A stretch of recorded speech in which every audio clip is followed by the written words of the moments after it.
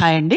ఇప్పుడు నేను ఈ వెల్లిపాయ కారం ఎలా తయారు చేయాలో చేసి చూపిస్తాను. ఈ కారము చాలా టేస్టీగా ఉంటుంది. ఎక్కువ రోజులు నిల్వ ఉంచుకోవద్దు, ఎందుకంటే ఎంతో టైం పట్టదు కాబట్టి వెంటనే మనం వారానికి ఒకసారి చేసుకొని వాడుకుంటే దాని వాసన పోకుండా ఉంటుంది. ఎప్పటికప్పుడు ఫ్రెష్ గా చేసుకుంటే ఎంతో బాగుంటుంది. అలాంటి ఈ కారం చేసుకోవటానికి మనకి 4 పదార్థాలు ఉంటే సరిపోతాయి. ఉప్పు, కారం, జీలకర్ర, వెల్లిపాయలు. ఈ 4తో ఈ వెల్లిపాయ కారం ఎలా చేసుకోవచ్చో నేను మీకు చేసి చూపిస్తాను. మీరు కూడా ఒకసారి చేసుకొని చూడండి ఎంత టేస్టీగా ఉంటుందో. దీన్ని మనం ఇడ్లీ పైన వేసుకోవచ్చు, అన్నంలో తొలి ముద్దగా నెయ్యి వేసుకొని తినచ్చు, ఇంకా కాల్చిన వంకాయలు అలాంటి కొన్ని కూరగాయల మీద కూడా ఈ కారం వేసి తింటే ఎంతో టేస్టీగా ఉంటుంది. ఒకసారి మీరు కూడా ట్రై చేసి చూడండి. ఇప్పుడు నేను దీన్ని ఎలా తయారు చేయాలి, దీనికి కావాల్సిన పదార్థాలు ఏంటో మీకు చెప్తాను.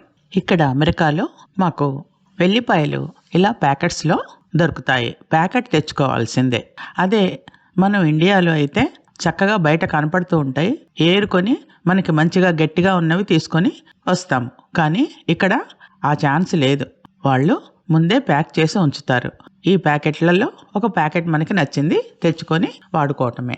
ఇక వెల్లిపాయ రెబ్బలకు వస్తే చూడండి, ఇవి ఎంత పెద్దగా ఉన్నాయో. ఇంత పెద్ద వెల్లిపాయ రెబ్బలు ఉంటాయి ఇక్కడ. మనం ఇండియాలో వెల్లిపాయ రెబ్బలు చూసిన కళ్ళతో ఇక్కడ వెల్లిపాయలను చూస్తే ఆ ఒలిచిన తర్వాత ఈ రెబ్బలను చూసి బాబోయ్ ఇంత పెద్ద సైజా అనిపిస్తుంది మనకి. కానీ మనకి ఇక్కడ అవే దొరుకుతాయి. అందుకే మేము వెల్లిపాయలను డైరెక్ట్గా వేయకుండా కొంచెం కట్ చేసే వేసుకుంటాము. లేకపోతే అవి త్వరగా గ్రైండ్ అవ్వవు, అందుకని కట్ చేయాల్సిందే. వెల్లిపాయ కారానికి కావలసిన పదార్థాలు చెప్తాను. చాలా సింపుల్ అని చెప్పాను కదా మొదట్లోనే. ఒక 2 స్పూన్ల ఉప్పు తీసుకోండి. 2 స్పూన్ల ఉప్పుకి సుమారు 4.5 స్పూన్ల కారం పడుతుంది. 1 స్పూను జీలకర్ర, ఒక 8 గాని 10 గాని సైజుని బట్టి వెల్లిపాయ రెబ్బలు తీసుకోవాలి. ఇవి ఈ వెల్లిపాయ కారానికి కావలసినటువంటి మెయిన్ పదార్థాలు 4. దీంతో ఇప్పుడు వెల్లిపాయ కారం చేస్తాం, చూపిస్తాను.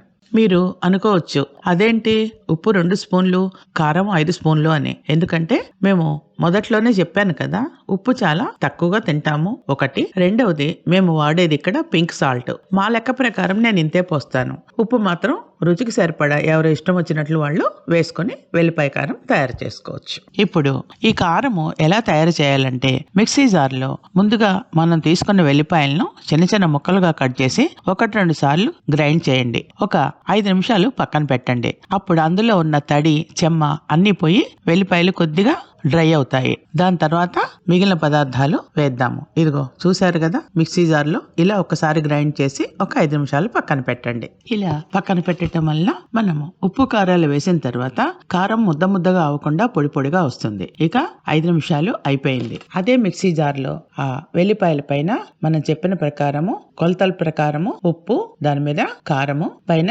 జీలకర్ర వేసి పౌడర్ చేయండి. చూడండి పౌడర్ ఎంత పొడిగా వచ్చిందో చూసారు కదా. అదే వెల్లిపాయలలో వెంటనే వేస్తే అది ముద్దలాగా వస్తుంది. అందుకని వెల్లిపాయలు ఒక 5 నిమిషాలు పక్కన ఉంచాలన్నమాట. ఇది ఒక టిప్ అనుకోండి.